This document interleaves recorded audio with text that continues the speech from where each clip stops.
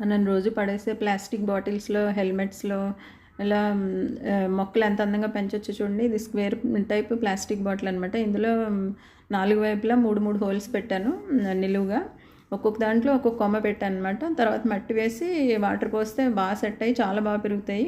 మనకి స్కూల్లో పిల్లలకి ప్రాజెక్ట్స్ ఉంటాయి కదా, world environmental protection day, world earth day, waste management, ఇలాంటి వాటిల్లో మనకి పిల్లలు ఇలాంటివి చేసి పట్టుకెళ్తే ఫస్ట్ ప్రైజ్ వీలుగా వస్తుందండి. మా అమ్మాయికి అలాగే వచ్చేవి. ఇది లైజాల్ బాటిల్ అనమాట. 4 వైపులా 2-3 ఇంచెస్ గ్యాప్లో ఒక్కొక్క హోల్ పెట్టాను. పెట్టి ప్రతి దాంట్లో అంటే డిఫరెంట్ కొమ్మలు పెట్టాను అనమాట.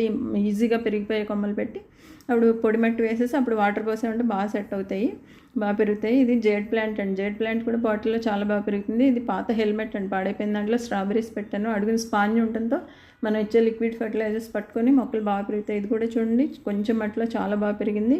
మీరు కూడా ట్రై చేసి చూడండి. పిల్లలకి